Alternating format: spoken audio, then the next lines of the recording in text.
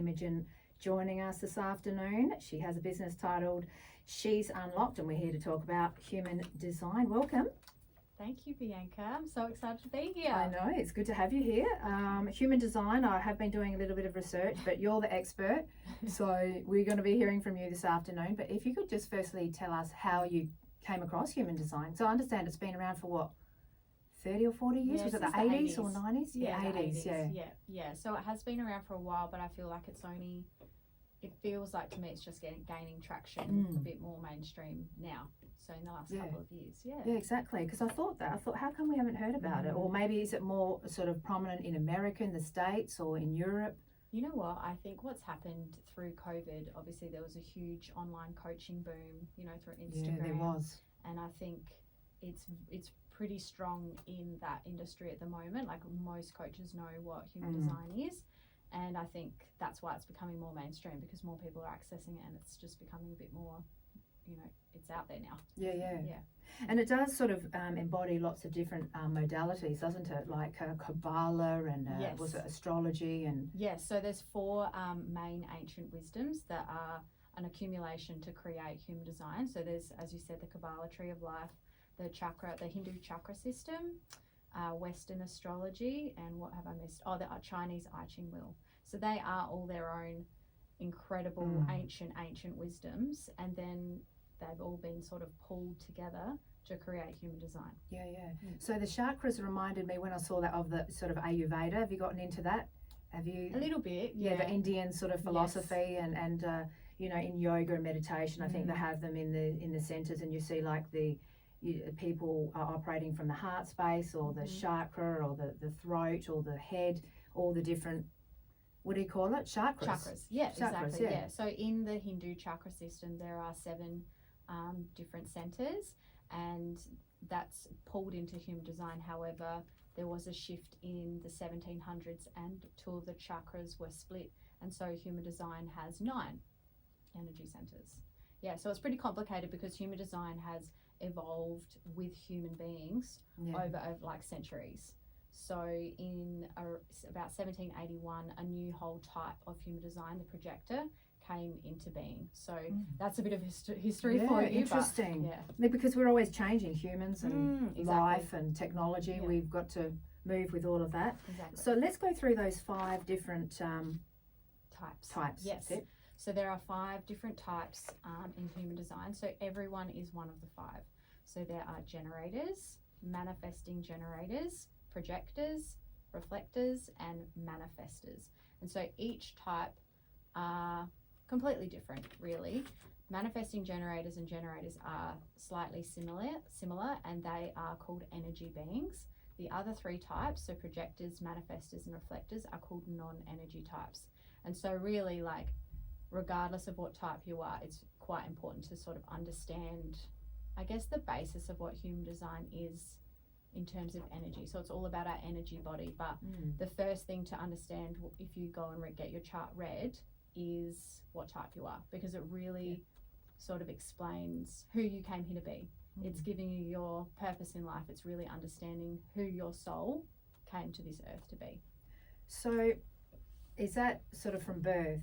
The human design print is from birth, or can it change as we go through different things in life, like we become a little bit more of another type, or not? That's a really interesting question. So your type and your birth chart are an accumulation of the very minute that you come onto this planet, but also it takes into consideration the exact 3 months, the same 3 months before your birth. So there's 2 times that are taken into consideration to generate your birth chart, and they make up your type and your exact energy configuration, right? But in terms of your question, what you've asked, you don't change types. You are your type, right? However, you do have profile lines within your chart. So that's very much around, pretty much, Ra Urahu, the founder of human design, describes it as the costume of your soul. So we all come here with our soul, which is our type, and the way our energy works within our system. However, we also have profile lines, and everyone's are different. So let's say if you and I were both sitting here and we're both projectors, let's say, what would make us different is our profile lines, because that's our personality. And so the personality is the part of you that evolves throughout your life. So that's very much the evolution of your soul. So you really grow into your personality. Yeah. Does that make sense? Yeah. So what I want to know is, what's an example of a profile like? Okay. So just to give you the basics, there are 6 different profile lines. So it's 1 to 6, and everyone has 2 lines. So let's take me, for example. I'm a 6-3, and they can also be, someone could be a 3-6, right? Let's take the 3rd line, for example. So the name of the 3rd line is the martyr. Don't take that take that too seriously. The names are a little bit archaic and old, so it doesn't really mean martyr. But what that means in terms of my soul is that I come here and I learn by life. So the 3rd line is very much a trial and error person. So for me, there's no such thing as failure. So I go about life, and the only way that I will know whether I like something, or if I'm good at something, or if I don't like something, is I literally have to try it for myself. So if you told me, oh, let's go to the water park, the slides are really great, let's go, I will not know whether it's right for me until I go and do it. Yeah. So not everyone's like that, but to have a 3 line is quite magnetic for other people. Like, people are drawn to 3 lines because people are like, oh wow, like you just go out there and do things and you try things, and it's really, people get drawn into that energy. Yeah. So I wouldn't be surprised if you were a 3 line. Yeah. Yeah. So what about people that don't have to try things, that just sort of, how there's people that they're told this is good, and then they just sort of say, yeah, it is good, but maybe more of a follower, I'm thinking. I just find it interesting. There's so much to process, because it's quite deep. But I suppose as you were talking, I was thinking, wouldn't we all be that we have to try things, but we're not. Some people are just followers. They just say, yeah, if you think it's good, yes, it's good. That's so true. So the first 3 lines in your profile, the 3 separate lines in the profiles, they're very much around how you learn by life, like how you learn. So the first line is called the investigator, and so the investigator is very much people that love to study. They love getting books, but it might be different versions of study. It could be YouTube, it could be books, it could be listening to TED Talks. Like, it could be any version of studying, but it's people that really like to go down rabbit holes and just seek out information. So that's a different way of learning. The 2 line is, they're called the hermit for another reason, but they are just, those people that are just really good at stuff and they don't even try, like, they're just naturals at things. Exactly. 2 line energy all the way. What is that, like tech people that just get it, like computers and pulling them apart and they just get it, and others just will never get it? Yeah, but about anything. Like, some people are just like incredible dancers. Exactly. Or right. Like fantastic public speakers. Right. And it's not about any specific task or any specific career or hobby. It's all within your own, what feels good for you, what your gifts are, but they're just sort of like, I guess, foundational ways that you'll learn and do life. Yeah. Look, it's so interesting, because it is like, you see in families, 2 kids can be so different, or 3 kids, or 4, vastly different, polar opposites. How does that work? Same house, same parents, same rules, same everything. Exactly. But it just made me think when you said seeking out information, like people that want to study. I always loved studying, and my brain felt like it was getting massaged when I was studying, but others would be like, don't tell me to study, I just got to do it, get a pass and get out of there. Yeah. That stimulation, like, we're all different. It is a print, we are different. Yes, exactly. And that is literally the basis of human design. So it's called the science of differentiation, and it's all about, we are all perfectly unique as we are. We all come here to be unique. And what Ra Urahu spoke about, he's no longer here, but what he spoke about a lot was homogenization. So really what's happened in society over probably the last couple of 100 years, we've all been like taught to be very specific ways, and this is where conditioning comes in, doesn't it? We go to school and there's structure and there's rules and we have to do things, there's values and there's right and wrong and good and bad, and if you don't do it this way, you're wrong and you're bad and you should be shamed and guilt, and all those sort of low frequency emotions are going to come up in that space. But the human design is literally this permission piece to allow us to be our truth and allow us to be our uniqueness. Like for me personally, I know you asked this at the beginning and I didn't answer it. So I was doing a business course to start up my own business, and there was a guest speaker who was a human design reader, and I just felt so called in. You know, I was just like, wow, I'm so fascinated. I'd never heard of it. So fascinated. I obviously went and got a reading, and then I went on my own journey in human design. So it's set up to be an experiment. Like me telling you all about this today, it's not for anyone to go away and be like, right, there's 10 hard and fast commandments that I must follow to be in my design and be in alignment, right? It's an experiment. Like whatever resonates with you, follow it. It's about following your intuition. And yeah, so where did I love that. The track where I've lost my track. No, I love that. Yeah. And it's so good to be open-minded, because Yeah. you know, people that sort of say they're stuck in a box that follow one philosophy or another and say that's the only way and I'm not going to come out of that. Well, wait a minute, we don't know everything. We never will. Just when we think we know everything, no, we realize we don't. One of the famous philosophers always say this. Socrates said, or the Greek philosopher said, all I know is I know nothing. And I love that, because we could always be a sponge and learn. Yes. And not say I've got it figured out. Yes, so true. It's really interesting that you said that. So people that are very headstrong and are like really stuck in a certain way, what I would say to them, this is obviously a guess and an assumption, but in terms of their head center and their ajna center in their design, they probably have defined centers, which means they will have that this is the way. This is the only way. And that's just how they operate. Whereas people with open head centers, this is what we're talking about in terms of the energy centers in your system. But if you have an open or undefined system, like head center and ajna center, what that means is that you are much more open to being able to see two perspectives, two sides of the story, you know, and like these are gifts, but it's also a gift to be the opposite. It's all beautiful and it's all true and correct for whatever type you are, you know? Exactly.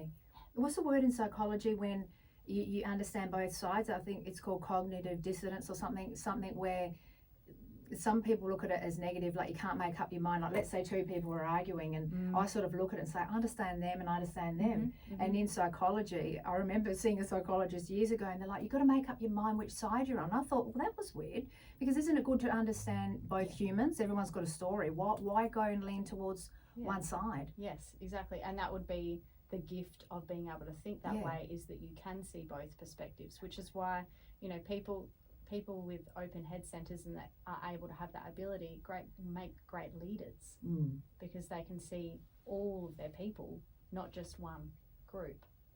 Exactly. But we have to see, we don't have to, but I think it just makes sense to understand different people's point of view, because everyone's got a different life journey. Absolutely. We like to put people in pigeonholes or boxes, or they did that so they're that, leave them there and that. No, wait a minute, life is always changing. Just because someone did that then, well, it can be different another time. Exactly. Yeah. We're growing, we're evolving. Interesting. And with children, how is this valuable with children, human design? So, well, where do I start? I think if we start having the conversation about conditioning, so like for you and me, like in our generation, you know, we've come here with this soul, with this blueprint, who we're supposed to be. There's this truth of us, right? And if you want to take the journey of human design, it's sort of the process of learning where you're more vulnerable in your design, and you've taken on, you know, conditioning pieces that aren't your truth. You've become someone that's not quite you. And I'm not saying all of you is wrong or all of you is out of alignment, but there are probably parts of all of us, you know, people pleasers. Like that's not how we're supposed to be. But that's a huge conditioning piece for a generator or a manifesting generator. And so to be able, like for me as a mum, being able to see that what human design has done for me, it's been, you know, a permission slip to be exactly who I'm supposed to be. It's taken me on a wild journey of self-love. Like, you know, it's you know, self-love is huge at the moment and it's always spoken about, but how do you do it? Like how are you supposed to love yourself? There's just, you know, it's a bit convoluted. Like how do you actually do that? This is, you know, if it feels right for you, do this, because it's huge for self-love. But as a parent, we want to bring up our kids to not have to go through that. We don't want to have to teach them to love themselves when they're 40, do we? Exactly. You know, we don't want to have to teach them to be confident and love themselves. That just doesn't seem right. We want them to do it now. And this, if we get to teach them in their truth and love them for exactly who they're supposed to be, how beautiful is that? They don't have to go through that process. What I want to ask you is, look, what's your definition of self-love? Because I'm glad that you brought that up, because a lot of people in society think, oh, to love oneself, that's not good, that's ego-based. But wait a minute, how can we love others if we don't love ourselves? So how do you define self-love? It's such an interesting, to put that through the ego, to even bring ego into self-love, I think is interesting in itself. I'd be questioning that person. But self-love. What I meant by ego is, you know, like people that, I think we know what I mean. Yeah. Do you mean like too heavy an ego? We need ego. It's healthy to have ego, but not out of touch. Yeah. Like the in the history books. Who was that guy that looked in the water and he drowned? It was in Greek philosophy. You know, thousands of years ago, some guy. It was some story. Some guy looked at his reflection in the water and he's so in love with himself, he fell in and drowned. You know what I mean? We don't want it that out of control. No, we probably not that level. That's a bit dangerous. Yeah. Don't look into the water too long, That's guys. it. I feel like self-love is just being at peace with yourself and letting yourself make your own decisions, not having to search outside of you to live the life that you truly want to live. And, you know, I think it's peaceful. You know, I feel like it's very difficult to love yourself all the time, given the society that we're in, but especially as a woman, by the way. Yeah. But I think, just being able to make your decisions and not have to search outside of you and trusting yourself. I honestly think that's huge. Trusting yourself. Yeah, just being able to I'm going to be okay, and I know that I'm making the right decision for me, you know, and not letting any, you know, society or values or other people get in your way when you want to make a decision for you. Yeah, would you agree? Yeah, I agree. You know, I just want to backtrack to the people pleaser thing. That's tricky, isn't it? Because it's like it's ingrained in us, because we want human connection. We want to connect with others, and we've got to connect in the right way. People pleasing, because we want to make people happy, but we want to be authentic to ourselves. Yes. Right? Exactly. And if we want to say something, say it. Don't always yes, just so they like us. No, hold on a minute. Yes. We've got to say it as it is. Yeah, for sure. I think so we can unpack that a little bit. This is very specific to generators and manifesting generators. So they have these types make up 70% of our population. So most of the world are either gens or mani-gens, right? And so they have their sacral defined, which is the hub, the center in the energy center within you that is all about desire. It's life force energy. So we need these generators and manifesting generators to be following their passions. That's what they're here for, to follow their passions and their joys, and they're here to just live their life purpose through what they want to do, literally what they want to do, not in, you know, an egoic way or, you know, selfish way, but to follow their desires basically. And so they have this big sacral energy. These are the people that can go all day long. They can just go and go and go. Wow, and they're here to be the builders. They're here to be able to have that energy because they just do have it, right? But when, as a child, let's say there's a generator child that has all of this energy, and they are here to follow whatever it is their purpose is. They've come here to be a dancer, let's say. And then, but they're with their parents and they've started to play tennis. And their parents are like, wow, you're so great at tennis. And they're giving them all of this praise. And so what happens, because humans are we're built on connection. We're built on love and seeking that bond with our parents at first. And so when a generator, their purpose and passion is in something else, but they're taught to feel loved by doing something that's not for them. So they're in that, and like, there's nothing wrong with this. Like, this is just what happens, right? These parents aren't bad people. The child's not a bad person either. It is what's happening. It's just part of their journey. But that child in that moment is then learning to do something doesn't feel quite good for them, and that's how they get love. So this is where people pleasing comes from, right? Because that is like an ingrained pattern that happens for generators and manifesting generators, because they start to feel like, well, I can't, it's not conscious, it's very unconscious, but they start to do things that aren't exactly right for them. They're not following their intuition and their gut feeling because they want to feel loved, which is a completely human, physiological thing to do. Yeah. I suppose it would be hard with children because they don't know really how to express themselves too, and they might just answer in a very simplistic, basic way and then just want to go into the next task. So it must be challenging to get into what the kid's really feeling. Yes, and I think that's why understanding at least what type your child is can be so beneficial, because, for example, I understand my daughter's a generator, and so now I understand how she makes her decisions, and I understand her strategy in life, which is all to do with her being a generator. But it's honestly like changed the way I parent significantly. Like, I no longer feel like that peer pressure to be like, oh, well, she has to do this many activities and she has to do this many things and she has to be at this level, and I don't feel the pressure of like all the markers she should be at school, all of that sort of stuff, and it's just taken away that pressure, and I just trust now that she knows. She already knows, and I just have to sit back and listen to her. That's great. Yeah. How empowering for a young soul. Yes. That their parent thinks like that. Well, I mean, I would love for lots of parents to do it, because it's made parenting easier. Right. Just by the way, my parenting is so much simpler because I'm not stressed all the time. Yeah. So how is it simpler? Give an example. Like, what do you mean? Like, if something happens, then what do you do? How do you respond? E.g.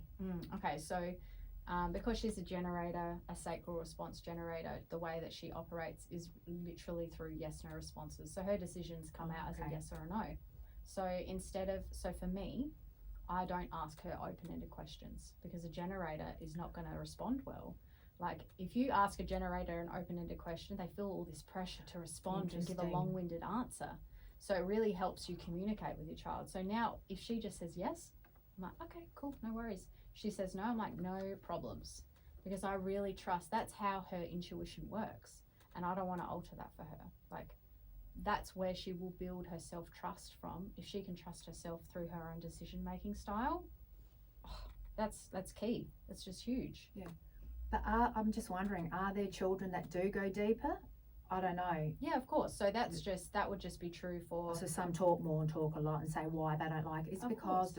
Yeah, so it's not to say that my daughter doesn't, she only says yes and no. Yeah.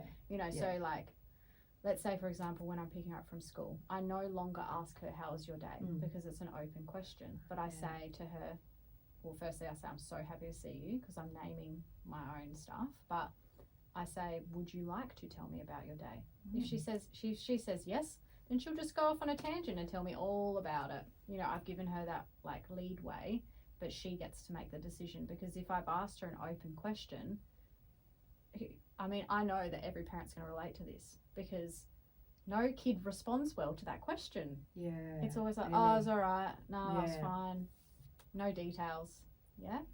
Try it. Give it a go. and how do people sort of deal with, like, when the child says, oh, this happened at school, my friend did that, and maybe they were unhappy with it, or they were happy with it, but then you go to ask, oh, well, what happened? They close off. Do you just let that go, or do you address it, or like, because you don't want to pressure either. You just want them to say it as they feel. But is it worth sort of delving in if they're unhappy with what a child did, their friend or something? Because sometimes they say that person hurt me and I was upset, and then when you ask more, they sort of run off.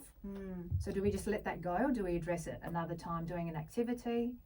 Well, I think understanding a little bit deeper about your child and knowing really who they are and what they need. But like, parents, mums and dads know best. They know their kids better than anyone else. But what I will say to that, this is probably less human design related and more, I'm a behaviour therapist as well. So, and I work with children. So my response to that sort of situation would be just be super open in a situation like that. And all you need to do is validate your child's feelings in that time. So if your child's come home upset but they don't want to talk about it, that's fine. You just name that for them and just say, I can see that you're upset, or whatever you need, I'm going to be over here. Like, whatever you need, come to me. But just validation is key with emotions, because it's in terms of emotions in general, the best thing to do first for anyone, this is adults as well,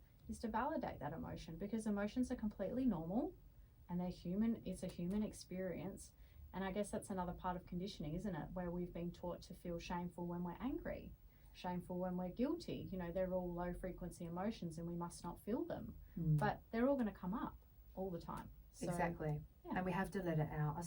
I interviewed a psychologist years ago, and she said anger, people identify anger or label it as bad, but I think anger was an active emotion and depression was an inactive emotion. So it's better to be angry than depressed, because depressed, we sit in the corner and it's down, we go down and quiet and silence ourselves. But anger, at least if we get angry and let it out, it's active, we get it out, boom, it's gone. That's right. So we shouldn't be afraid of anger, and especially women, we think if we get angry we're unattractive and it's not desirable. Exactly. Well, come on, we're a human. Let's let out that feminine rage, please. Yeah. Exactly. And that's probably another topic too, isn't it? Feminine, masculine energy, because women are, you know, what was there a book written years ago, The Submissive Wife or something? And I came across that and someone showed me and I thought, what are you giving me, like a sign that I'm like too strong? You know, the submissive wife just says yes dear, and just make your life easier if you just say yes. Yeah, that's not going to fly with us here. But that was a 90s thing, or even an 80s thing. But see, like we said before, everything changes, life changes. It does. You know, like the human understanding and education has come, I don't even know what the qualifier would be, but it's come a huge way. Yeah. And I think what we're seeing now is that we have so much intellectual information on how the body works, how the brain works. I see the next evolution in terms of human design. This is where we're seeing it go, but just in general is that the emotional space will be the next space that grows, because there is so much power and consciousness within our emotional center, within our design, where there's an emotional energy center. It's called the solar plexus. But that's where the next up level of humans is going to come from. It really is. Yeah, so much power when people learn to transmute their emotions, like you've just said. And because when people hold in an emotion, it becomes a trapped, stuck energy, literally physically in their body. You know? Exactly, and that can make people sick. Yes, that's exactly what happens. Illness comes from trapped emotions. Yes, exactly. Doctors don't know. When we go to the doctor, we say, oh, why has this person got this ache and pain, or where does cancer come from? Doctors say, well, I don't know, but I know, here, take this and we can try and fix it if we can. But did you read that book by Louise Hay?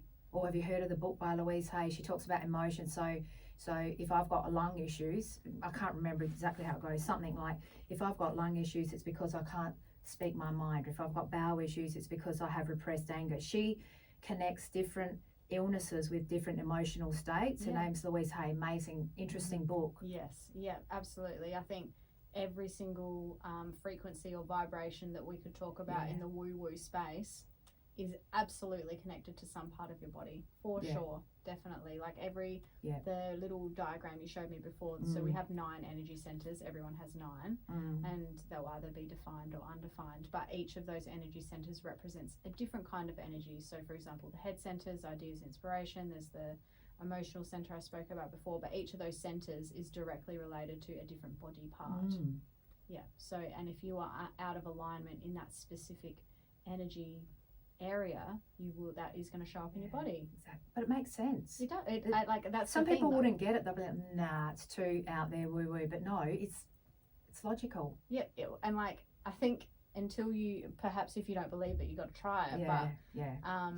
As well, you know, follow your intuition. So exactly. Even just before we finish off, we've come to the end of the program, but even someone I knew was getting really, really bad headaches, headaches, migraine. They thought it was the coffee. It wasn't the coffee. It was this, it was that. They slept funny. No, they had some issue with their sibling, anger, jealousy, this and that. They sort of went to therapy, tried to sort of sort it out, and the headaches went when they started talking to their sibling. Hey, this affected me, that affected me, and they got it out, mended their relationship. The headaches went. Yeah. I'm not surprised, but yes, that's exactly what can happen for sure. Yeah. Interesting.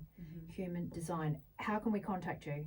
Best bet would be on Instagram, so it's at she's.unlocked.